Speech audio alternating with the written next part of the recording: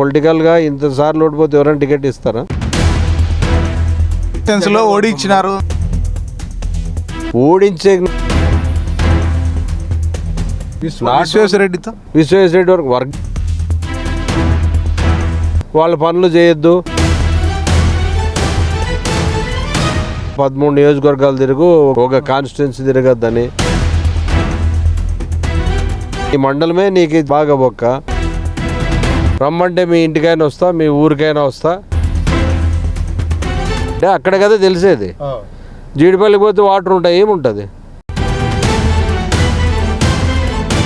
నమ్ముతున్నాయి ఆ స్లిప్స్ కాల్చమని. నేనే చేస్తా కదా డైరెక్ట్, నేను తీసుకొని ఇంకా ఇద్దరికి ఇస్తున్నానంటే ఇంకా పంచుకోవడమే కదా. మీడియా వాళ్ళు కెనాల్ మీద మన రాష్ట్రాన్ని ఆయన ఎప్పుడు నడిపేది.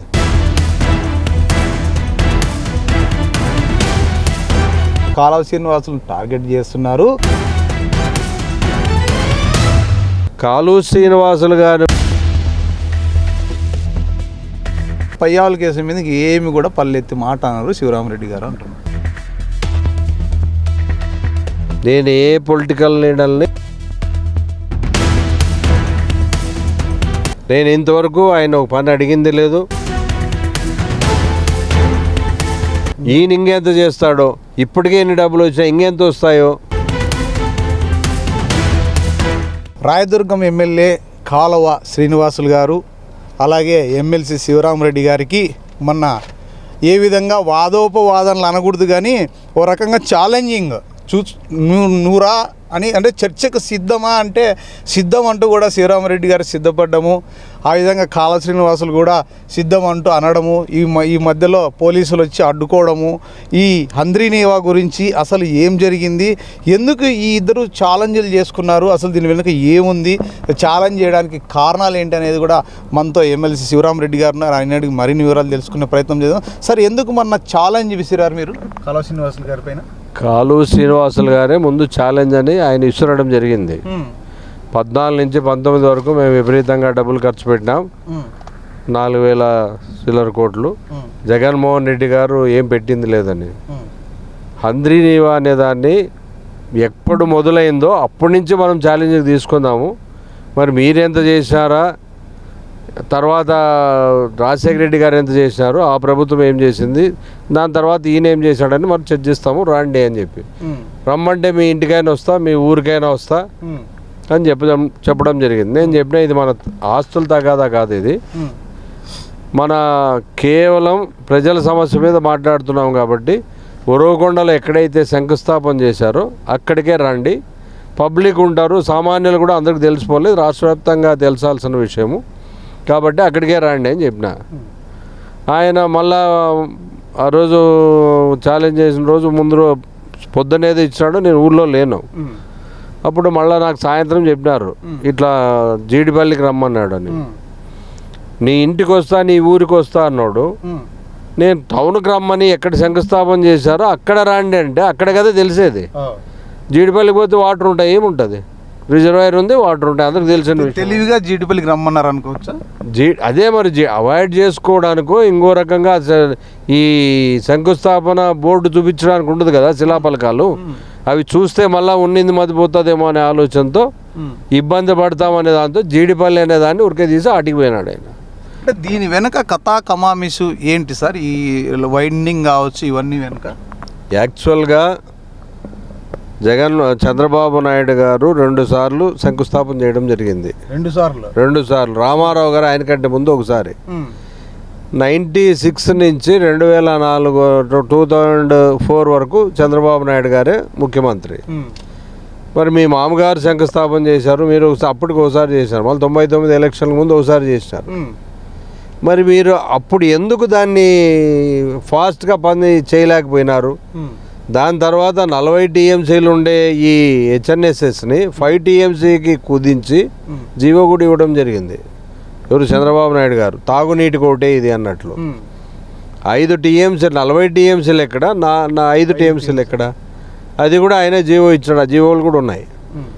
దాని తర్వాత వాళ్ళు కేవలం 2 కిలోమీటర్లు 3 కిలోమీటర్లు రోడ్ సైడ్ ఎలక్షన్లు వచ్చినప్పుడు కొంచెం తీసేది. ఆ కాంట్రాక్ట్ కూడా కోర్టుకు పోయినా డబ్బులు రాలేదని ఆ చిన్న పనికే. అలాంటి పరిస్థితుల్లో ఈయన కేవలం 14 నుంచి 19 అంటే 19 కాదు, మొదలు పెట్టినప్పటి నుంచి హిస్టరీ తెలాలా. రాష్ట్ర వ్యాప్తంగా అందరినీవా మీరే చేసినారేమో అన్న భ్రమ కల్పించే ప్రయత్నాలు చేస్తున్నారు మీరు. అది కరెక్ట్ కాదు. చేసిండేది రాజశేఖర రెడ్డి అన్న గారు. ఆయన శంకుస్థాపన చేసిన తర్వాత 2007 నుంచి మళ్ళా 12 కంతా పాదయాత్రతో తీసుకొని జీడిపల్లి రిజర్వాయర్ వరకు తీసుకురావడం జరిగింది. అప్పుడు 700 క్యూసెక్స్లో వచ్చింది అది. ఎప్పుడైనా ఏ కెనాల్ అయినా కానీ, రిజర్వాయర్లు కానీ, సమ్మర్ స్టోరేజు ఇప్పుడు డ్రింకింగ్ వాటర్ పర్పస్ పెడతారే, ఒకేసారి వాటర్ మీరు కడుతూనే పెట్టరు, అంచెలంచెగా పెంచుకుంటూ పోతారు. ఎందుకంటే ఒకేసారి పెడితే కట్ట నిలబడదు. అట్లా కెనాల్లో కూడా అట్లా బాగా వీళ్ళు బండింగ్ అవతల వేసింటారు కదా, తీసుకొని స్లోగా తీసుకొని వచ్చారు 700 క్యూసెక్లు. తర్వాత 2014 వాళ్ళు వచ్చిన తర్వాత దాన్ని ఇంకా కొంచెం ఎక్కడెక్కడ అబ్స్ట్రక్షన్స్ ఉంటాయి. ఇప్పుడు ఇల్లు కట్టినప్పుడు కొన్ని రిపేర్లు జనరల్గా ఉంటాయి. ఆ జనరల్గా ఉండే రిపేర్లది దాన్ని మేమే ఆంధ్రనివా చేసినామంటే ఎట్లా? అలాంటి పరిస్థితి కాదు. రాండి ఎందుకు చేసినాము, ఏమి జగన్మోహన్ రెడ్డి చేయలేదంటున్నారు. జగన్మోహన్ రెడ్డి 2 సంవత్సరాలు కరోనా వచ్చింది. కరోనా వచ్చిన తర్వాత 2021లో మళ్ళీ టెండర్లు పిలవడం జరిగింది 6300 క్యూసెక్కులతో. మరి ఈరోజు మీరు చేస్తుండేది, మేము 2000 క్యూసెక్కులు తెచ్చాం, 3850 క్యూసెక్కులతో మళ్ళీ తీసుకొస్తున్నాం అన్నారు. మీరు ఏం చేస్తున్నారు? కెనాల్కి 2 పక్కల ఉండే బండ్ని కింద నుంచి ఆ గ్రావెల్ తీసి వెడల్పు చేస్తామంటున్నారు. దానికి 700 కోట్ల రూపాయలు, అంటే 216 కిలోమీటర్లకు దీనికి 700 కోట్లు పెట్టినారు మీరు మట్టి తీయడానికి. అంటే ఇది ఎంత మట్టుకు సబబు ఆలోచన చేయాలి కదా. పెద్ద స్కామ్ ఉంది అనుకోవచ్చా? ఇప్పుడు కాంట్రాక్టర్లు దానికి 2, ప్రభాకర్ రెడ్డి గారు ఇంకోరెవరో ఉన్నారు, వాళ్ళతో సబ్ కాంట్రాక్టర్లు. ఆ సబ్ కాంట్రాక్టర్ ఇంకొకరికి సబ్ కాంట్రాక్ట్. అంటే ఎంత మార్జిన్ లేకపోతే ఇంతమందికి చేస్తారు. నేనే డైరెక్ట్ తక్కువ ఉంటే మార్జిన్ ఉంటే నేనే చేస్తా కదా, డైరెక్ట్ నేను తీసుకొని ఇంకా ఇద్దరికి ఇస్తున్నానంటే దాని అర్థం ఏమి? ఇంకా పంచుకోవడమే కదా. కాబట్టి మీరు మీడియా వాళ్ళు కెనాల్ మీద పోయినారంటే మీకే అర్థమైపోతుంది ఏంద్రా ఇది ఇంత దోపిడీ అనేది డెఫినెట్గా అర్థం. ఒకరోజు అంటే మీతో సహా కెనాల్ మీదకి వస్తారా మీరు? డెఫినెట్గా వస్తాను. డెఫినెట్గా వస్తారా? నేను డెఫినెట్ చూపిస్తాను. మీరు కావాలంటే ఆటి నుంచి మొదలు పెట్టుకొని వస్తాం. ఏమి ఇబ్బంది ఏం లేదు, డెఫినెట్గా వస్తాం. ఇంకొకటి ఏంటంటే కొంతమంది అంటున్నారు మీ నియోజకవర్గంలో ఉన్న పయ్యావుల కేశవ్ గారిని వదిలిపెట్టి ఎక్కడో ఉన్న రాయదుర్గం నియోజకవర్గంలో ఉన్న కాలవ శ్రీనివాసులను టార్గెట్ చేస్తున్నారు. పయ్యావుల కేశవ్ గారికి మీకు ఇంటర్నల్గా బాగా డీలింగ్స్ ఉన్నాయి, అందుకు ఏమన్నంటే పయ్యావుల కేశవ్ మీద ఏమి కూడా పల్లెత్తి మాట అన్నారు శివరామరెడ్డి గారు అంటున్నారు. నేను ఏ పొలిటికల్ లీడర్ని పర్సనల్గా నేను ఎవరిని కామెంట్ చేయను. ఎవరినైనా మీరు బాగా అబ్జర్వ్ చేయండి. అంటే రాజకీయంగా కూడా ఏమన్నా రాజకీయంగా ఏదున్నా రాజకీయంగా మాట్లాడతాను, వాళ్ళు ఎదురుగా డైరెక్ట్ కూడా కామెంట్ చేస్తాను. నేను ఎవరున్నా కాలు శ్రీనివాసులు గారిని కూడా వ్యక్తిగతంగా నేను రాయదుర్గం ఆయన్ని విలువలే, ఆయన పేర్లు మెన్షన్ చేసి అనంత వెంకటరామరెడ్డిని, విశ్వేశ్వరరెడ్డిని, నా పేరు మెన్షన్ చేసి మీరు ఛాలెంజ్ చేస్తున్నా రాండి అన్నాడు. వాళ్ళిద్దరు చెప్పలేదు, నేను చెప్పిన, నేను స్వీకరించా. మనకు తెలుసు దాని హిస్టరీ అంతా. తెలిసినప్పుడు భయపడేది ఏముంది? వీళ్ళేదో మేమే చేసాం అందరినీ అనే మెసేజ్ రాష్ట్రానికి ఇవ్వాలనేది వాళ్ళ వర్షను. అది తప్పు. చేసిండేది మీరు 3 సార్లు శంకుస్థాపన చేసా, మీరు చేయలే. రాజశేఖర రెడ్డి అన్న గారు వచ్చిన తర్వాత స్టార్ట్ చేస్తే 2007లో చేస్తే 12కి అయిపోయింది అది. అప్పుడు అనంత వెంకటరామరెడ్డి గారు, రఘువీరారెడ్డి గారు పాదయాత్ర తీసుకురావడం జరిగింది. పాదయాత్రతో రావడం నేను మా మధ్యలో కలుసుకున్నా. ఇప్పుడు యాక్చువల్గా ఎక్కడెక్కడ అబ్స్ట్రక్షన్స్ ఉంటే వాటన్నిటినీ నేను, రఘువీరారెడ్డి అన్న గారు, అనంత వెంకటరామరెడ్డి చొరువు తీసుకొని ఈ కాంట్రాక్టర్లు ఎక్కడెక్కడ రాకుంటుందో అక్కడ చేయలేము అని అంటే మళ్ళీ వాళ్ళని పిలిచి వాళ్ళకి రేట్లు నష్టం కాకుండా చూసి అవన్నీ కష్టపడి మీటింగ్లు పెట్టి, సీఎంలతో మీటింగ్లు పెట్టి, అఫీషియల్తో మీటింగ్లు పెట్టి చేయించిన వాళ్ళు మేము కాబట్టి విషయం తెలుసు. వీళ్ళు అట్లా కాకుండా ఏమీ చేయకనే మేము చేసామనే విధంగా మాట్లాడడం తప్పు. సరే, నేను అడిగిన దానికి సమాధానం రాలే. కేశవ్ గారితో మీకు చెప్తాను, అది కూడా నేను ఇప్పటికీ చెప్తున్నాను కదా. నేను ఎవరిని వ్యక్తిగతంగా కేశవ్ గారికి మీకు డీలింగ్స్ ఉన్నాయా లేదా లోపల? ఎందుకుంటాయి ఏమో, మీ ఇద్దరికి బాగా ఉన్నాయి. ఇప్పటికి కూడా అవినావ సంబంధాలు ఉన్నాయి, ఫోన్లలో మాట్లాడుకుంటారు, మీకు ఏదైనా పనులు ఉంటే చేసుకుంటారు.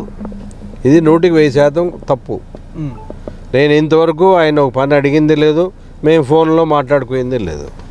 ఎప్పుడైనా అకేషనల్గా ఏ ప్రోగ్రాంలో పెళ్ళిళ్ళలో కలిసినా లేకుంటే గవర్నమెంట్ ప్రోగ్రాంలో కలిసినా మాట్లాడతాను నేను పొలిటికల్గా వ్యతిరేకిస్తామే కానీ వ్యక్తిగతంగా మాకు శత్రుత్వాలు ఏముంటాయి ఎవరితోనైనా. విశ్వేశ్వరరెడ్డితో విశ్వేశ్వరరెడ్డి ఆయన దూరం చేసుకుంటే వర్గాలని ఆయన పెట్టుకుంటూ పోయినాడు కానీ నేను పెట్టలే. జగన్ వర్గం అనేది ముఖ్యం కానీ శివరామరెడ్డి వర్గము విశ్వేశ్వరరెడ్డి వర్గాల ఇవి పార్టీని బేస్ చేసుకొని మాట్లాడాలి కానీ మనము వాళ్ళ పనులు చేయొద్దు, వాళ్ళ వర్గంలో ఎవరికి పని చేయదు, తప్పు కదా అది. నేను ఎప్పుడు ఎలక్షన్స్లో ఓడించినారు మీరు విశ్వేశ్వరరెడ్డిని. ఓడించే నేను అంతగా గనుడా? మీకు కూడా మంచి ఓట్ బ్యాంక్ ఉంది, మీరు చెప్తే వింటారు. మీరు అది ఒకరితోనైనా చెప్పించాలి కదా. ప్రజలు అనుకుంటున్నారు శివరామరెడ్డి చెప్పి ఇప్పుడు నేను ఒక్క మనిషికి చెప్పినాను అనుకోండి, ఆ మనిషి ఇంకో 10 మందికి చెప్తాడు శివరామన్న చెప్పినాడు. మరి ఎక్కడైనా ఒకటితో చెప్పండి. నేను పార్టీకి ఎప్పుడు ద్రోహం చేసేవాడిని కాదు. నేను అట్లా అన్యాయంగా వీడిని చెడుపు వాడిని చెడుపు అన్నాను. అంటే ఇక్కడ ఏంటంటే ఓట్లు వెయ్యమని చెప్పకుండా సైలెంట్గా కూర్చున్నా కూడా చాలు, ఆ పని జరిగిపోతుంది. మీరు సైలెంట్ ఉంటే అయిపోయింది. అన్నం పట్టించుకోలేదు కాబట్టి ఎవరి గాల్లో వాళ్ళకి ఓట్లు వేసి. ఇప్పుడు ఏ పనులు జరిగినా ఆయనే ఒక నాయకునితో చెప్పించాడు. ఎమ్మెల్సీ అయినాక కూడా 13 నియోజకవర్గాలు తిరుగు, ఒక వర్గం తిరగద్దని, ఒక కాన్స్టిట్యున్సీ తిరగద్దని. నిజమా ఇది? చెప్తున్నా కదా, కాన్స్టిట్యున్సీలో తిరగద్దని. అప్పుడు నేను చెప్తే ఎవరు వింటారు? అవునా కదా. మీకు ఒక వర్గం ఉంది అని ప్రజలు, నీకు వర్గం ఉంది అంటే నేను వర్గము అని అనుకోను. వాళ్ళకి మాకుండే విశ్వాసంతో అందరితోనే టచ్లో ఉంటాను. నేను ఎవరికి వర్గం అనుకోను. నేను ఏ పార్టీ వాళ్ళు వచ్చినా కూడా పని చేసినాను. ఈ పార్టీ ఆ పార్టీ అని కాదు. ఎవరు వచ్చినా పని ఉంది అంటే అవతల వాళ్ళకి ఇబ్బంది లేనప్పుడు ఎవరికైనా పని చేసి పెట్టినాను నేను. ఎందుకంటే ఇది సమాజంలో అందరూ కలిసికట్టుగా ముందుకు పోతేనే సమాజం బాగుంటుంది. నా ఆలోచన విధానం అది. ప్రేమతో ప్రపంచాన్ని జయించవచ్చు అనే ఆలోచన నాది. ఒకరిని విమర్శించి తిట్టి వ్యక్తిగతంగా మాట్లాడి తప్పున్నా ఎవరున్నా వాళ్ళ ఎదురుగా డైరెక్ట్ ఖండిస్తాను నేను. వాళ్ళు కూడా అది ఆహ్వానిస్తారు. ఎందుకంటే ఉన్నమాట అంటాడా ఆయనమే ఇంకో రకంగా వ్యంగ్యంగా గానో వాళ్ళని ఇబ్బంది పెట్టాలనో. నేను జగన్మోహన్ రెడ్డి గారు ఎప్పుడు చెప్పలేదు సార్ మీ ఇద్దరి మధ్య ఎందుకు మీరు ఈ విధంగా ఉండడం కరెక్ట్ కాదు, పార్టీకి నష్టం జరుగుతుంది అని మిమ్మల్ని ఏమన్నా ఎప్పుడన్నా చెప్పిన పరిస్థితి ఉందా? అంటే ఆయన ఉండే బిజీలో ఈ విషయాలన్నీ ఆయన వరకు పోయింటాయా? ఎక్కడ పోయింటాయి చెప్పండి. ఇప్పుడు ఈ ఉండే స్టేట్ వైడ్ ఆయన డబ్బులు రోజు చూసుకోవాలా. వాళ్ళు ఇచ్చింది 100 కోట్లు. ఆ 100 కోట్ల రూపాయల తర్వాత ఇన్ని స్కీములు నడపాలంటే వాళ్ళకి ఆ టెన్షనే ఎక్కువ ఉంటుంది. అలాంటి పరిస్థితుల్లో మన పంచాయతీలు ఇవన్నీ మాట్లాడుకుంటూ కూర్చుంటే ఇంకా మన రాష్ట్రాన్ని ఆయన ఎప్పుడు నడిపేది? ఇదే సరిపోతుంది ఆయనకి కాలం అంతా. వచ్చే ఎలక్షన్స్లో అంటే ఇప్పుడున్న ప్రభుత్వ పరిపాలన ఎలా ఉంది సార్? 100% ఫెయిల్యూర్ అనేది అందరికీ తెలుసు. అడ్మినిస్ట్రేషన్ కానీ ఇంకోటి కానీ సరిగ్గా లేవని. ఎప్పుడే కానీ ఏ ప్రభుత్వాలు ఉన్నా అడ్మినిస్ట్రేషన్ దాంట్లో చేయబెట్టకూడదు. ఏ ప్రభుత్వం ఉన్నా పోలీసును నేను మావోడు చెప్పినట్లేనల్లా, ఐఏఎస్ని ఐపీఎస్లు మీరు మావోళ్ళు చెప్పినట్లే. మావోళ్ళు కాదు, ముఖ్యమంత్రిగా ఒక రాష్ట్రానికి ఆయన రాష్ట్రానికి ముఖ్యమంత్రి. కానీ నీకు ఒక పార్టీకో వీళ్ళకో కాదు. నువ్వు మేము ఇచ్చే ట్యాక్స్ అవతల పార్టీ వాళ్ళు మేము కట్టే ట్యాక్సులు కూడా గవర్నమెంట్కే కదా పోయేది. అలాంటప్పుడు అందరినీ సమానంగా చూసుకుంటూ పోవాలా. సార్ ఇన్ని పథకాలు ఇచ్చినప్పుడు కూడా జగన్మోహన్ రెడ్డి ఎందుకు ఓడిపోయినారు అనుకోవచ్చు? అంటే దీనికంటే మెండైన పథకాలు చెప్పినాడు కదా, నీకు 15 నీకు 15 నీకు 15 అంటే నీకు 18,000 వస్తాయి, నీకు ఎంతమంది పిల్లలు ఉంటే అంతమందికి ఇచ్చేస్తామన్నాడు. 50 ఏళ్ళకే పెన్షన్ ఇస్తామన్నాడు, రైతాంగానికి 20,000 ఇస్తామన్నాడు, నిరుద్యోగులకి ఇంక ఏ వర్గాన్ని విడిచిపెట్టినాడు ఆయన. నిరుద్యోగానికి 3,000 ఇస్తామన్నాడు. కాదు, అదే గ్యాసులు ఫ్రీ 3 అన్నాడు. ఆర్టీసీ మీరు ఎట్లన్నా తిరగండి అన్నాడు. రకరకాల ఆయన చెప్పినవన్నీ వింటే ప్రజలు ఎవరైనా పడతారు. జగన్మోహన్ రెడ్డి సార్ ఇంత చేసినాడు కాబట్టి ఈయన ఇంకెంత చేస్తాడో, ఇప్పటికే ఎన్ని డబ్బులు వచ్చినా ఇంకెంత వస్తాయో అని ఆశ కదా. ఇప్పుడు పెడతాడంటే వాళ్ళ దగ్గర పోతాము, కొడతాడంటే దూరం ఉంటాము. సామాన్యుని ఆలోచన విధానం అట్లే ఉంటుంది, ఎందుకులే అన్నట్లు. ఆ పరిస్థితుల్లో పోయిందే తప్ప ఇంకా నాకు తెలిసి చెప్పచ్చో చెప్పకూడదు కానీ ఈవీఎం మేనేజ్మెంట్ కూడా ఉందని నేను నమ్ముతున్నా. ఎందుకంటే వితిన్ 10 డేస్లో ఆ స్లిప్స్ కాల్చమని ఏ ఎలక్షన్ కమిషనర్ ఇవ్వడు. దానికి కొంచెం పీరియడ్ ఉంటాయి కదా, ఆ పీరియడ్ లోపల కాల్చండి అని చెప్పాలి, స్లిప్స్ కాల్చమనాల్సిన అవసరం లేదు కదా. కాబట్టి డౌట్ ఎవరికైనా వస్తుంది కదా. మరి నాది నిజం కావచ్చు కాకపోవచ్చు, కానీ అది ఇచ్చినాడు కాబట్టి డెఫినెట్గా జరిగి ఉంటుంది అనేది నా నమ్మకం, అనుమానము నమ్మకం కూడా. సరే, ఎమ్మెల్యేగా అంటే వచ్చే ఎలక్షన్స్లో ఎమ్మెల్యేగా పోటీ చేసే అవకాశం ఏమైనా ఉందా? అది జగన్మోహన్ రెడ్డి గారి నిర్ణయం బట్టి ఉంటుంది. అంటే మీ మనసులో అభిప్రాయం? ఇప్పుడు 2004లో రాజశేఖర రెడ్డి అన్న గారు చెప్తే అలయన్స్లో సీట్ ఇవ్వాల్సి వస్తుంది శివరాం అంటే, రాజశేఖర రెడ్డి అన్న గారికి నాకు చాలా దగ్గర. ఏమి చెప్పినా ఆయన కాదనే ప్రశ్న లేదు. ఫ్రెండ్లీ కాంటెస్ట్ ఏమంటే, అన్న మీకు ఒక సీటు నష్టపోయినట్లే, మేము కొట్లాడుకుంటే మళ్ళీ ఇంకోరు ఆపర్చునిటీ ఉంటుంది, మీరు ఎట్లా చెప్తే అట్లా పోతా అంటే, ఆయన సరేలే నేను ఉంటాను నీకు అంటే, మీరు ముఖ్యమంత్రి అయితే నేను ముఖ్యమంత్రి కదన్నా అని చెప్పిన. 2009కి వచ్చే లోపల అప్పటికే 7లో నాకు ఎమ్మెల్సీ 6 ఏళ్ళు వచ్చింది. నాకు కావాలన్నా నేనే ఉంటాను ఎమ్మెల్యే, నాకు ఇది అవసరం లేదన్నా. శివరాం నేను ఉంటా కదా, వాళ్ళకి మాట ఇచ్చాను చేరిన దానికి అన్నాడు. 2009లో పోయింది. అందులో 14లో అందున ముందరే ఓడిపోయినాడు కాబట్టి ముందే వెళ్ళిపోయినాడు జగన్మోహన్ రెడ్డి సార్. ఇంకా ఆడ అటాచ్మెంట్ పెట్టుకుని ఆడొక ఏదో కొంతమందిని మెయింటైన్ చేస్తూ ఆడ ఆ లాబీని అట్లే నడుపుతున్నాడు. లేకుంటే పొలిటికల్గా ఇంతసార్లు ఓడిపోతే ఎవరైనా టికెట్ ఇస్తారా? ఓడిపోతే శివరామరెడ్డి ఓడించానంటారు కొంతమంది, గెలిస్తే మేము గెలిచామంటారు. ఈసారి నా భార్య చనిపోయింది డిసెంబర్లో, మా అమ్మ చనిపోయింది మార్చిలో. నా బాధలు నాకుంటాయి. నా ఆరోగ్యం బాగాలేక మా తమ్ముని ఎలక్షన్లో పోయినా, పామిడిలో ఉన్నా, నేను జస్ట్ 4 రోజులు 5 రోజులు తిరిగిన తర్వాత నా ఆరోగ్యం బాగాలేక నేను ఊరికే ఇంట్లో ఉన్నాడు అనిపించుకున్నాను. కానీ నేను తిరిగిందిలే, కష్టపడిందిలే. మనిషికి మెంటల్గా ఇదైనప్పుడు దానికి నేను ఓడించా అంటే ఆయన ఊర్లోనే ఆయనకు మెజార్టీ రాలే. మరి అట్లాంటప్పుడు ఇంకా వేరే నీ మండలమే నీకు బాగా బొక్క. ఈసారి మా మండలం కూడా అన్ని మండలాలు పోయినాయి. దానికి నేను వాళ్ళు చెప్పుకోకుండా సైలెంట్ ఉంటే వీళ్ళంతా చేసినారు, ఆయనే చేయించినాడు. ఒకవేళ ఈ వర్డ్ వాడేటట్లుండే అప్పుడు నేను బలమైన వ్యక్తి అనే కదా లెక్క. బలమైన వ్యక్తి అనే కదా ఎమ్మెల్సీ. నేను ఇంకా వాళ్ళు చెప్పేది నేనే ఓడించినా అంటే నేను ఇంకా వాళ్ళ క్యాండిడేట్ వీక్ అనే కదా లెక్క. అప్పుడు కాదు సార్, ప్రతి నియోజకవర్గంలో వైఎస్ఆర్సీపీ పార్టీలో ఈ విధంగా వర్గభేదాలు వస్తూ, అంటే ఈ నియోజకవర్గం అని కాదు ప్రతి చోట ఈ విధంగా పార్టీకి నష్టం కలిగింది అనేది కొంతమంది రాజకీయ విశ్లేషకులు అంచనా. డెఫినెట్గా ఉండొచ్చు.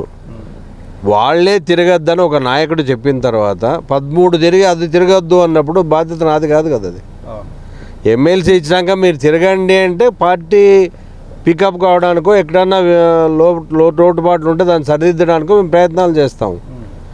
అసలు అదొక్కటే ఇచ్చిపెట్టి మిగిలిన తిరగో అని ఒక నాయకుడు చెప్పినప్పుడు ఇప్పటికీ దాన్నే ఫాలో అవుతున్నాను నేను. ఒకవేళ వచ్చే ఎలక్షన్స్లో మీకు వేరే పార్టీ నుంచి మీ నియోజకవర్గమో లేకపోతే ఇంకో నియోజకవర్గం నుంచో తెలుగుదేశం పార్టీనో లేకపోతే జనసేననో టికెట్ ఇస్తాం ఎమ్మెల్యే టికెట్ అంటే వెళ్తారా? ఇప్పుడు ఇవన్నీ జరిగేవి కాదు. మా తమ్ముళ్ళు కూడా లాస్ట్ టైం పిలిచారు కొంతమంది అంతకుముందు, కానీ పోలే.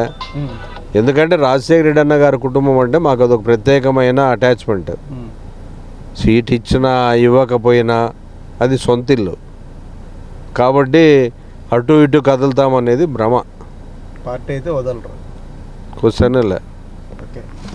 చూశారు కదా, గత ఎలక్షన్స్లో నేను ఎవరికి కూడా అంటే నియోజకవర్గంలో ఎమ్మెల్సీగా ఉన్నప్పుడు ఈ నియోజకవర్గం తప్ప మిగతా నియోజకవర్గాల్లో తిరుగు అన్నప్పుడు నేను ఎలా తిరుగుతాను, నేను ఎలా పార్టీకి ఎప్పుడు కూడా వెన్నుపోటు పొడిసే సంస్కృతి నాది కాదు.